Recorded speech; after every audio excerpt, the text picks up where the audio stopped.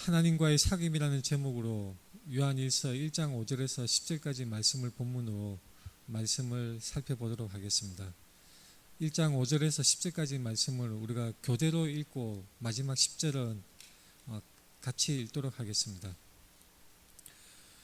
우리가 그에게서 듣고 너희에게 전하는 소식은 이것이니 곧 하나님은 빛이시라 그에게는 어둠이 조금도 없으시다는 것이니라.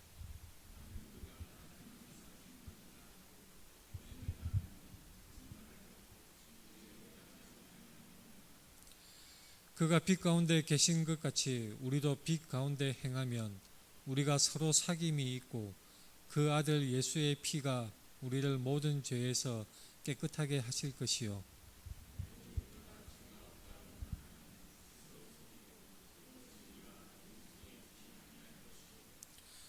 만일 우리가 우리 죄를 자백하면 그는 미쁘시고 의로우사 우리 죄를 사하시며 우리를 모든 불의에서 깨끗하게 하실 것이요. 같이 읽겠습니다.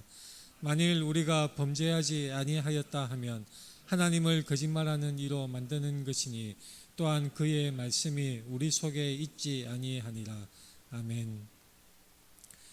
우리 앞뒤 좌우 돌아보면서 같이 인사하겠습니다. 사랑합니다. 축복합니다.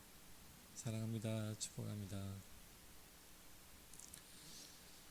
우리가 성경을 읽을 때 이 각 성경마다 전체 성경이 교회 기독교 역사상 우리가 인정하는 성경은 66권입니다. 창세기부터 요한계시록까지 40여 명이 넘는 많은 성경 기자들이 성경을 하나님의 감동하심으로 기록을 한 것입니다. 그런데 하나님의 감동하심으로 기록을 하였는데 이 성경 기자들의 그 각 개인마다의 경험이나 지식 그리고 개인적인 특성들이 고스란히 살아서 남아 있습니다. 하나님이 사람을 통해서 성경 말씀을 기록하게 하실 때에 마치 기계적으로 로봇 팔처럼 막 무의식 중에 자기도 모르는 채 하나님의 말씀을 막 써내려간 그런 것이 아닙니다. 그 성경을 기록한 사람의 고유의 인격과 특성과 모든 상황을 하나님이 사용하셔서 그 사람의 그 개인적인 특성이 살아있는 도중에도 또한 영원하신 하나님의 말씀이 오류 없는 영원한 하나님의 말씀이 기록되게 하신 것입니다. 그래서 성경을 읽을 때 우리는 각 성경 기자들 그 성경을 기록한 사람들의 고유한 습관, 버릇이라고 할까요? 아니면 고유한 문체나 그런 습성들 그런 것을 관찰할 수가 있는 것입니다. 오늘 본문 말씀을 우리가 바르게 이해하기 위해서는 먼저 알아야 하는 그런 성경 기자, 오늘은 사도 요한이 되겠죠. 사도 요한의 그런 습성에 대해서 이해할 필요가 있는 것입니다. 물론 요한복음이나 오늘 본문의 요한일서 말씀 또는 요한계시록 말씀을 사도 요한이 쓰지 않았다라고 하는 일부 신학자들의 주장은 있습니다. 문체가 다르네, 그 다음에 여러 가지 특성상 내용상 뭔가 편집된 흔적이 있고 그래서 요한이 아니라 요한 장로라는 다른 사람 또는 요한 공동체라고 하는 그런 어떤 특정 신앙 집단이 공동체가 편집을 하고 기록을 하였다는 그런 신학자들의 주장이 있습니다. 그러나 우리는 전통적으로 교회의 그 전승을 따라서 이러한 성경들은 요한복음이나 요한일서, 요한계시록 이런 성경들은 사도 요한이 기록한 것으로 우리는 인정을 하고 있습니다. 하나님께서 사도 요한을 통해서 말씀을 기록을 하실 때에 이 사도 요한의 그 습관 같은 것들이 많이 나타나 있고 즐겨 쓰는 용어들의 특징들이 있습니다. 그래서 그것을 몇 가지 살펴보자면 이 사도 요한은 일단 문서를 기록하는 목적을 밝히는 그런 특징들이 고스란히 남아있죠. 사도 요한이 성경을 기록하는 그 목적이 무엇인지 예를 들면 요한계시록을 기록할 때 사도 요한이 이렇게 기록을 첫머리에 해놓습니다. 예수 그리스도의 계시라. 이는 하나님이 그에게 주사 반드시 속히 일어날 일들을 그 종들에게 보이시려고 그의 천사를 그 종 요한에게 보내어 알게 하신 것이라. 그 1장 3절에 계시록 1장 3절에서는 이 예언의 말씀을 읽는 자와 듣는 자와 그 가운데 기록한 것을 지키는 자는 복이 있나니 때가 가까움이라. 이 사도 요한은 자신이 기록하는 그 문서의 기록 목적을 명시적으로 밝히는 그런 습관이 있는 것 같습니다. 마찬가지로 요한복음도 이렇게 기록되어 있죠. 예수께서 제자들 앞에서 이 책에 기록되지 아니한 다른 표적도 많이 행하셨으나 오직 이것을 기록함은 너희로 예수께서 하나님의 아들 그리스도이심을 믿게 하려 함이요 또 너희로 믿고 그 이름을 힘입어 생명을 얻게 하려 함이니라. 오늘 본문 말씀인 요한 1서에서도 기록 목적이 첫머리에 나옵니다. 우리가 보고 들은 바를 너희에게도 전함은 너희로 우리와 사귐이 있게 하려 함이니 우리의 사귐은 아버지와 그의 아들 예수 그리스도와 더불어 누림이라. 우리가 이것을 쓰면 우리의 기쁨이 충만하게 하려 함이라. 요한일서 2장에서도 기록 목적을 명시하고 있습니다. 내가 이것을 너희에게 쓰면 너희로 죄를 범하지 않게 하려 함이라. 요한일서 5장에서도 또한 반복해서 기록 목적을 말씀하고 있습니다. 너희에게 이것을 쓰는 것은 너희로 하여금 너희에게 영생이 있음을 알게 하려 함이라. 이 사도 요한이 즐겨 쓰는 이 표현들, 목적을 밝히고 그 목적을 명확하게 제시를 하는 사도 요한의 그 기록 습성이 있는 것을 볼 수가 있습니다. 또한 사도 요한이 즐겨 쓰는 말이 영생이란 말입니다. 또는 생명, 영생, 빛과 어두움 이런 표현들을 굉장히 즐겨 사용하는 그런 특성이 있습니다. 영생이 무엇일까요? 영생은 말 그대로 영원한 생명입니다. 그런데 우리가 흔히 생각하듯이 그리스 로마 신화에 나오는 것처럼 계속 늙어가지만 나이는 먹어가지만 계속 이 땅에서의 삶이 끊어지지 아니하고 계속 영원토록 살아가는 것, 그것이 영생일까요?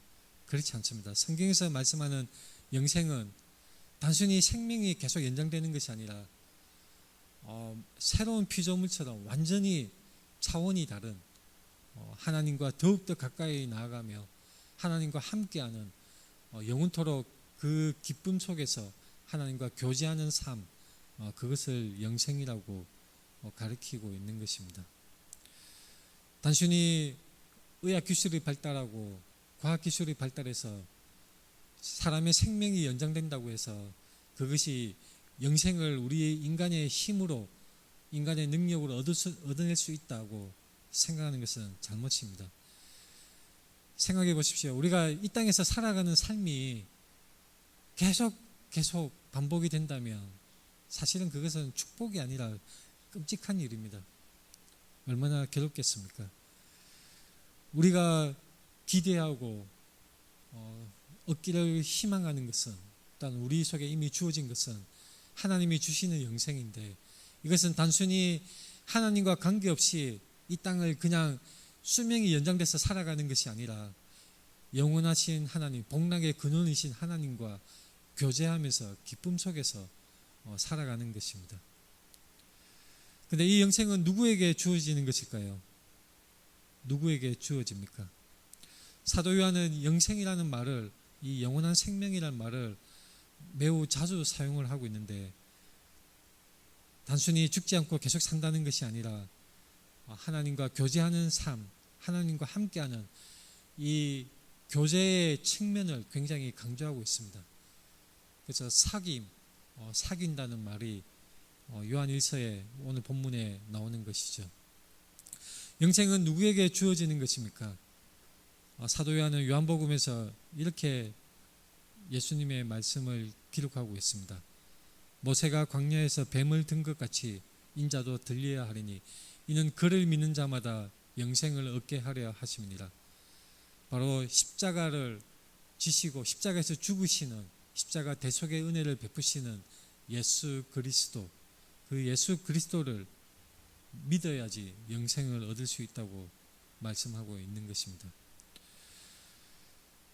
요한복음 3장 16절에는 니고데모에게 예수님이 이렇게 말씀하신 것이 기록되어 있습니다. 하나님이 세상을 이처럼 사랑하사 독생자를 주셨으니 이는 그를 믿는 자마다 멸망하지 않고 영생을 얻게 하려 하심이라. 그를 믿는 자, 바로 독생자. 이 독생자는 단순히 외아들이라는 뜻이 아니라 유일한 아들이라는 뜻을 가지고 있습니다. 하나님의 유일하신 아들 예수 그리스도, 그 예수 그리스도를 믿는 자마다 멸망하지 않고 영생을 얻게 하려 하신다는 것이 하나님이 말씀하시는 것입니다. 하나님이 의도하시고 계획하시고 행하신 하나님의 구속 사역인 것입니다. 마찬가지로 요한복음 3장 35절에서도 이렇게 말씀합니다. 아들을 믿는 자에게는 영생이 있고 아들에게 순종하지 아니한 자는 영생을 보지 못하고 도리어 하나님의 진노가 그 위에 머물러 있느니라. 바로 영생은 누구에게 주어집니까? 예수 그리스도를 믿는 자에게 주어지는 것입니다. 그런데 믿는다는 것이 무엇일까요? 제 모친, 제 어머니도 옛날에 교회 집사로 열심히 교회 다니시다가 저도 모태신앙이었는데 열심히 다니시다가 지금은 교회를 다니시고 있지 않습니다. 근데 늘 하시는 말씀이 예수님을 나는 믿으니 나는 천국 갈 거야. 그렇게 늘 말씀을 하시는 것을 듣고 있습니다. 근데 이 믿는다고 하는 말이 사람마다 저마다의 생각으로 그렇게 생각하는 것 같습니다. 나는 예수님을 인정해. 하나님으로 인정해. 나는 하나님이신 것을 믿어. 나는 믿는다라고 생각해. 그렇게 인정을 하면 구원을 받는다, 천국으로 간다, 그렇게 생각을 하는 것입니다. 맞는 말일 수 있죠. 그러나 그것만으로 끝나는 것이 아닙니다. 성경이 말씀하는 바를 우리는 분명히 살펴봐야 하는 것입니다. 믿는다는 것이 무엇일까요? 영지주의자들처럼 뭔가 특별한 지식을 가지면, 말하자면 그리스도가 하나님의 아들이시다, 그런 특별한 지식을 갖고 있다면 영생을 얻고 구원을 받는 것일까요? 야고보서에 따르면 귀신들도 그것을 믿고 떠난다고 그렇게 표현하고 있습니다. 단순히 어떤 지식을, 하나님에 관한 지식을 가지고 있다라고, 단순히 그 지식을 인정한다고, 승인한다고 구원의 전부라고 생각하면 성경이 말씀하는 부분에 부족한 것입니다. 성경기자 사도 요한은 예수님의 말씀을 이렇게 기록하였습니다. 유대인들이 애워싸고 이제 그 답답한 마음에 예수님한테 몰려가서 예수님께 따지듯이 물었던 것이죠. 당신이 언제까지나 우리 마음을 의욕하게 하려 하나이까? 그리스도이면 밝히 말씀하소서. 근데 이 예수님의 대답이 굉장히 중요합니다. 예수님의 대답이 뭐라고 하시냐면, 내가 너희에게 말하였을 때 믿지 아니하는도다. 내가 내 아버지의 이름으로 행하는 일들이 나를 증거하는 것이거늘 너희가 내 양이 아니므로 믿지 아니하는도다. 너희가 내 양이 아니므로. 내 양은 내 음성을 들으며 나는 그들을 알며 그들은 나를 따르느니라.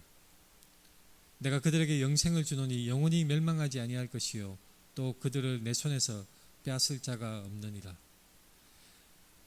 내 양은 내 음성을 들으며 나는 그들을 알며, 이 안다는 말은 단순히 지식적으로 어떤 것을 나는 A가 B라는 것을 안다, 그 정도에 머무는 것이 아닙니다. 히브리 문화에서 언어적인 습관이 있죠. 안다는 말이 야다라는 말이 있는데 우리 말에도 그런 표현이 있습니다. 내가 여자를 알아. 그렇게 표현한다면 단순히 그 사람이 어떤 사람인지 지식적으로 안다는 그것에 그치는 것이 아니라 더 나아가서 그 사람과 교제를 한다는 얘기가 되는 것이죠. 우리말 습관에도 이 안다는 것, 남자를 알고 여자를 안다, 부부관계에서 와이프를 안다, 남편을 안다, 그것이 중요한 의미를 가지고 있는 것이 교제의 측면을 말하고 있는 것입니다. 요한복음 17장에서는 그러한 측면에서 중요한 말씀이 있죠. 영생은 곧 유일하신 참 하나님과 그가 보내신 자 예수 그리스도를 아는 것입니다. 예수 그리스도를 아는 것. 이것은 예수 그리스도가 어떤 사람이다. 2000년 전에 유대 지역에 태어난 목수 청년이다. 단순히 그 사실을 아는 것이 충분한 것이 아닙니다. 너 나 알아. 유명한 영화 그 대사이기도 하고 많은 사람들이 하는 말이기도 합니다. 단순히 나를 안다는 것은 지식적으로 아는 것이 아니라 바로 교제의 측면, 너와 나의 친밀한 관계, 너와 나의 그 교제에 사귐의 교제가 있느냐, 그것이 중요한 것입니다. 영생을 얻는 것은 예수 그리스도를 아는 것인데, 이 영생을 얻는 그리스도를 아는 것이라는 것은 단순히 지식적으로 아는 것이 아니라 바로 교제가 있다는 것입니다. 사귀는 것이라는 것입니다. 자, 이러한 사도 요한의 표현의 특성들을 우리가 먼저 전제로 알고 난 후에 우리가 본문을 살펴볼 때 바르게 이해할 수가 있습니다. 사도 요한은 이 빛과 어둠의 표현을 굉장히 또한 즐겨 사용하였는데, 본문 말씀에서 하나님은 빛이시다, 하나님은 빛이시다라고 아주 그 명제적인 표현을 쓰고 있습니다. 그런데 사도 요한이 행하는, 기록한 이 말씀들은 갑자기 새로운 표현으로 뜬금없이 신약에 갑자기 뚝 떨어지듯이 그렇게 나타난 것이 아닙니다. 우리가 구약 말씀을 연구하면 연구할수록 깜짝 놀라는 것이 바로 신약과 굉장히 밀접한 관계가 있고, 신약 말씀은 바로 구약의 배경에서 그 흐름이 그대로 이어져서 신약에서 보다 더 깊이 있고 보다 더 넓게, 보다 더 자세하게 계시가 완성되어 가는 것을 우리가 관찰할 수가 있습니다.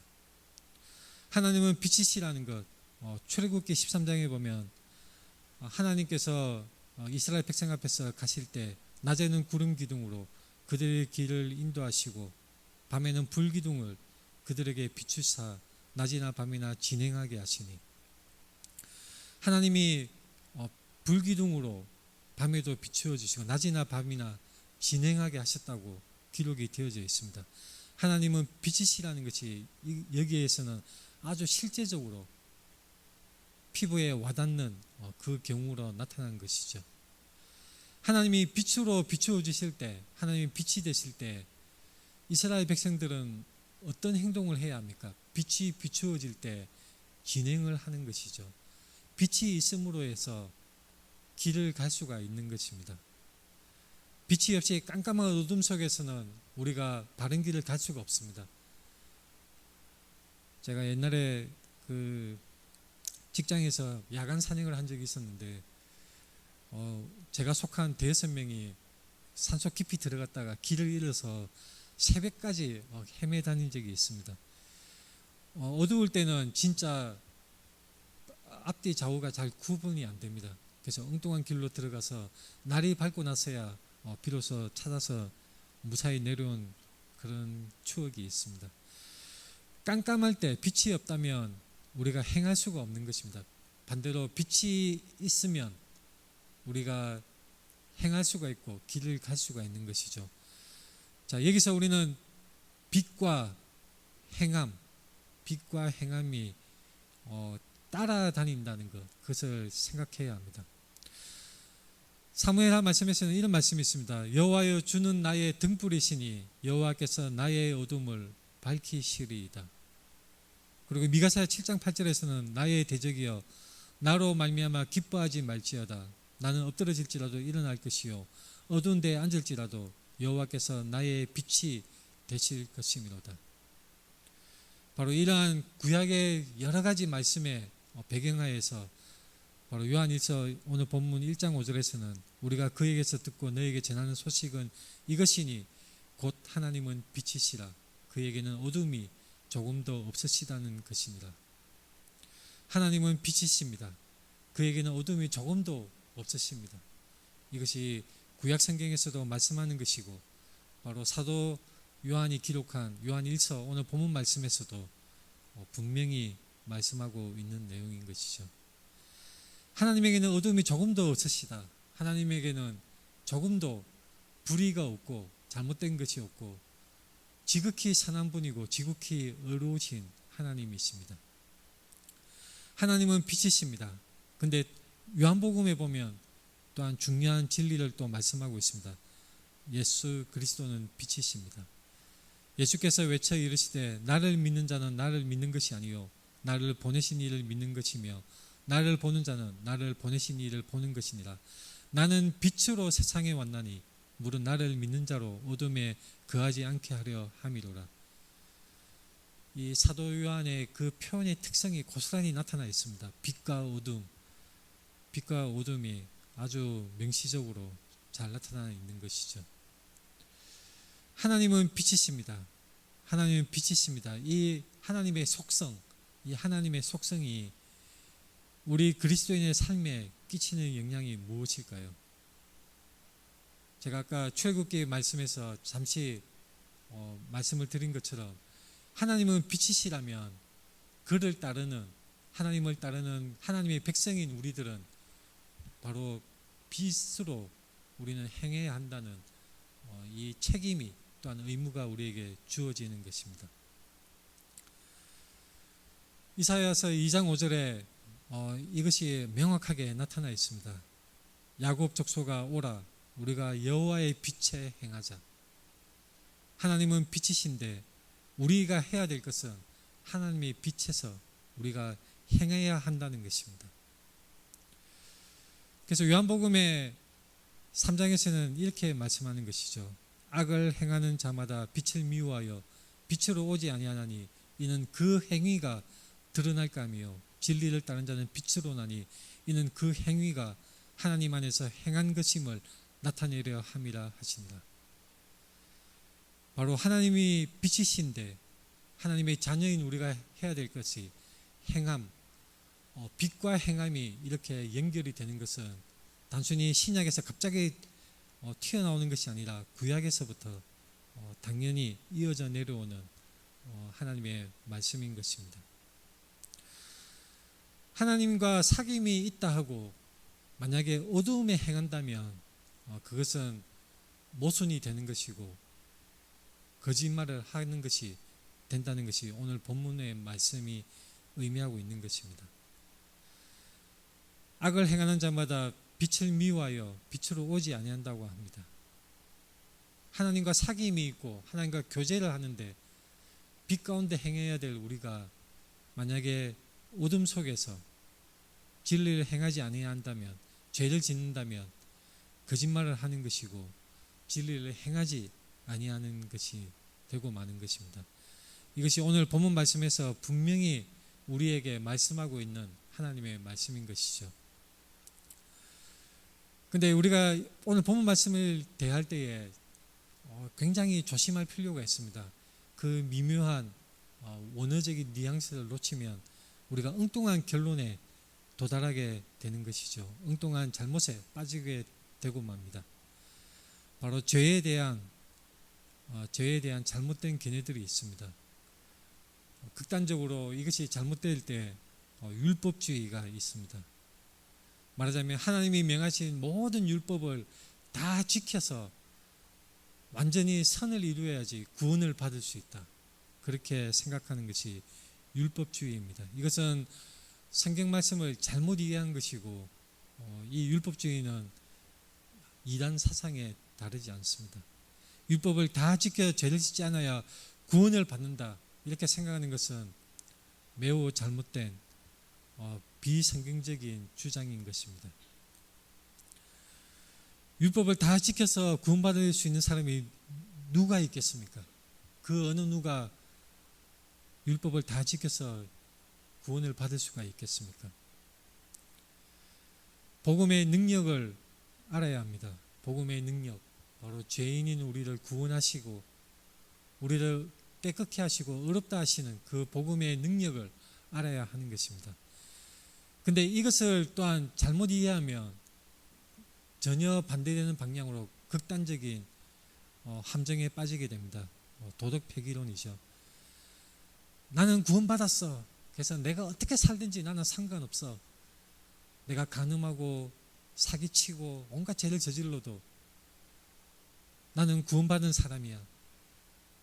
나는 천국 갈 거야. 그렇게 이 도덕과 하나님의 법을 무시하고 아무 상관이 없다고, 어떤 짓을 저질러도 구원받을 수 있다고 생각하는 것은 사도 바울이 로마서에서 분명히 말씀하는 것과 같이 이것은 매우 잘못된 이단적인 사상인 것입니다. 율법주의와 도덕폐기론, 이것은 양극단에서 전혀 하나님의 복음을 이해하지 못하는 잘못된 주장이고 이단 사상인 것입니다. 근데 오늘 본문 말씀을 가만히 보면 우리가 오해할 수가 있죠.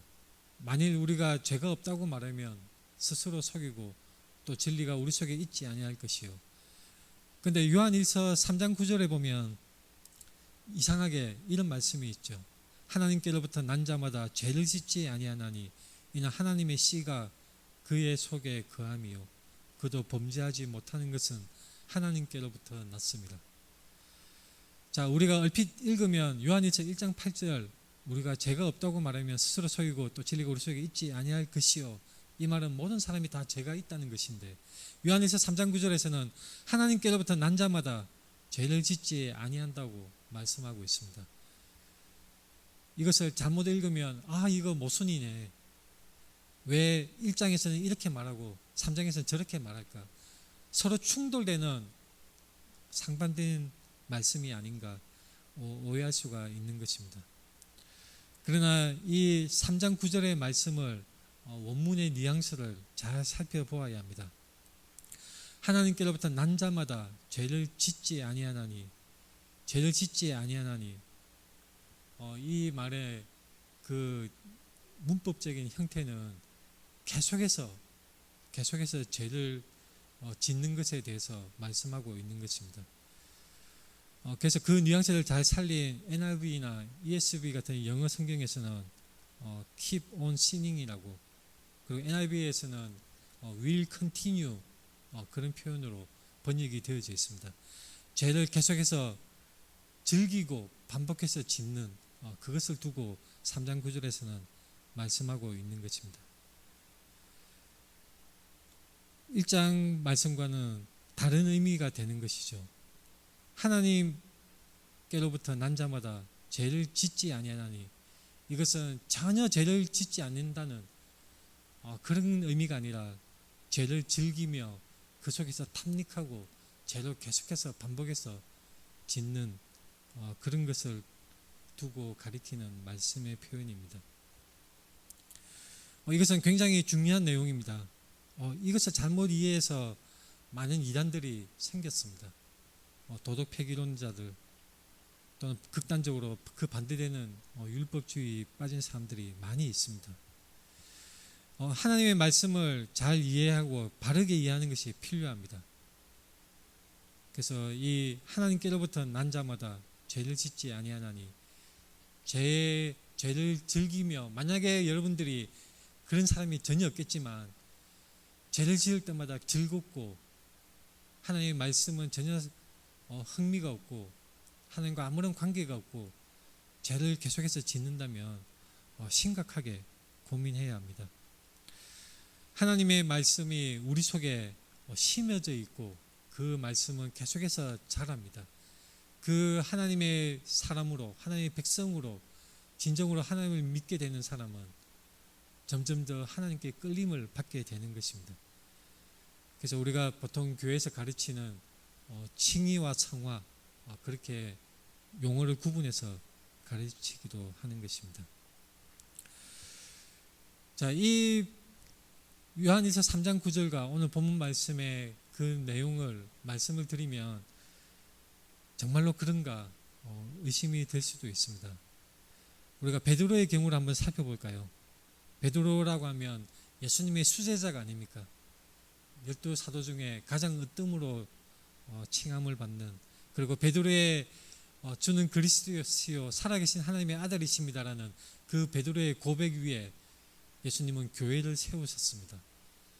정말로 베드로는 아주 중요한 인물인데, 자, 베드로의 경우는 어떤지 우리가 한번 살펴볼 필요가 있습니다. 예수님이 어떤 가르치심을 펴셨냐면 마태복음 10장에 누구든지 사람 앞에서 나를 부인하면 나도 하늘에 계신 내 아버지 앞에서 그를 부인하리라. 이 부인하다는 말은 무엇이냐면 마치 법정에서 증언하듯이 공적으로, 공개적으로 나는 누구와 아무런 관계가 없습니다. 나는 그와 아무런 관계가 없습니다라고 고백을 하는 것입니다. 증언하는 것입니다. 공개적으로 선언하는 것입니다. 그래서 예수님이 마태복음 10장에서도 그리고 누가복음에서도 나와 있다시피 누구든지 사람 앞에서 나를 부인하면 나도 하늘에 계신 내 아버지 앞에서 그를 부인하리라. 누가복음에서는 더 자세하게 시인하면 시인할 것이요 부인하면 천사 앞에서 부인할 것이다라고 누가복음에서는 부인할 것이다라는 말이 더 강한 표현으로 나타나져 있습니다. 우리가 그리스도를 부인하면 바로 하나님 예수 그리스도와 우리와의 관계가 없는 것으로 그를 부정하고 그리스도와 나는 아무런 관계가 없습니다라고 말을 해버린다면 바로 예수님께서도 관계가 없는 것으로 그렇게 하시겠다는 말씀인 것입니다. 너무나 무서운 말씀이죠. 그런데 우리가 잘 알다시피 베드로는 어떻게 하였습니까? 예수님을 3번이나 부인하였습니다. 예수님이 붙잡혀 갔을 때 베드로가 멀찍이 따라가다가 대제사장 집으로 그 뜰에서 불을 피우고 불을 쬐고 있는데 그를 알아보는 사람이 당신도 그 사람의 무리다, 그 사람을 쫓는 추종자 아니냐 그렇게 했을 때 베드로가 예수님을 부인을 합니다. 나는 그 사람과 아무런 관계가 없습니다. 공개적으로 선언하듯이 말을 해버렸던 것이죠.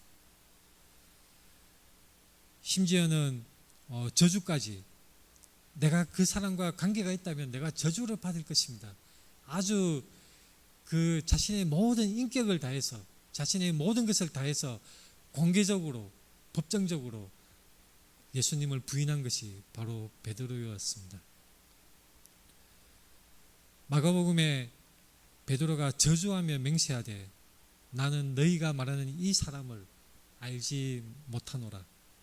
너무나 철저하게 베드로는 예수님을 부인해 버리고 말았던 것입니다. 참 마음이 아프게도 누가복음 22장에 이것이 묘사되어 있는데 누가복음 22장에서는 그때 예수님께서 베드로를 돌아보셨다고 나와 있습니다. 주께서 돌이켜 베드로를 보시니 그때 베드로가 주님의 말씀 닭 울기 전에 3번 나를 부인하리라 그 말씀이 생각나서 베드로는 통곡을 하였던 것입니다. 예수님의 그 말씀 앞에 자신이 예수님의 그 가르침을 잘 알고 있음에도 불구하고 예수님이 가르치셨던 그 말씀 사람 앞에서 나를 부인하면 하늘 아버지 앞에서도 내가 부인하겠다고 분명히 예수님이 가르치셨는데 베드로가 그 가르침을 알고 있음에도 불구하고 심지어는 이 모든 사람들이 다 주를 부인할지라도 나는 죽을지언정 주님을 부인하지 않겠습니다라고 예수님께 말했던 이 베드로가 3번인씩이나 예수님을 부인해버리고 말았던 것입니다. 요한복음 21장에 보면 그 베드로에게 부활하신 예수님이 찾아오십니다. 3번 부인했던 베드로에게 3번씩 예수님은 반복해서 네가 나를 사랑하느냐라고 물어보십니다. 예수님이 베드로에게 그렇게 물어보신 것은 베드로의 이 가슴 아픈 이 잘못을 치유해 주시기 위해서 그리고 그를 다시 세우시기 위해서 예수님이 3번 반복한 것으로 우리는 이해할 수가 있습니다. 베드로가 내가 주를 사랑한 줄 주님께서 아십니다. 그렇게 고백할 때에 내 양을 먹이라, 내 양을 치라 그렇게 말씀을 하신 것이죠. 베드로의 그 처참한 그 3번씩 부인하는 그 잘못이 이 부활하신 주님을 디베라 호숫가에서 다시 만났을 때에 완전히 회복되게 되었던 것입니다. 베드로의 그 처절한 통곡이 있었는데, 바로 우리가 여기서 중요한 것을 놓치면 안 됩니다. 바로 하나님과의 사귐. 오늘 설교 제목입니다. 하나님과의 그 친밀한 관계가 어떠한가? 이것이 너무나 중요한 것입니다. 단순히 내가 믿어 말로만 그렇게 하고 하나님께 아무런 끌림이 없고 하나님 말씀에 아무런 관심이 없으며 하나님과는 전혀 상관없는 삶을 살아간다면 그 사람의 말은 그냥 공허한 말일 뿐인 것입니다. 우리의 믿음은 어떻게 표현이 됩니까? 우리의 삶 속에서, 우리의 삶의 반응 속에 나타납니다. 우리가 정말로 하나님과의 사귐이 있습니까? 여러분들이 하나님과의 사귐이 있다면 이 끌림이 있는 것입니다. 친밀한 감정이, 하나님을 더욱더 알고 싶고 말씀에 관심이 생기고 하나님께 기도하고 싶고, 마치 우리가 연애할 때 연애하던 그 대상에 대해서 온 관심이 쏠리듯이 우리가 정말로 하나님과의 사귐이 있다면, 하나님과의 교제가 있다면 우리의 마음이 끌림으로, 그리고 하나님의 말씀이 늘 생각나고 점점 더 죄를 미워하게 되고 죄에서 떠나서 거룩한 백성으로서 살아가게 되는 방향성이 하나님을 향하는 그런 변화가 있는 것입니다. 하나님과의 사귐을 반드시 생각하십시오. 여러분들의 삶 속에서, 여러분들의 일상생활 속에서 하나님과의 사귐이 있는지 반드시 점검을 해보셔야 하는 것입니다. 기도드리겠습니다.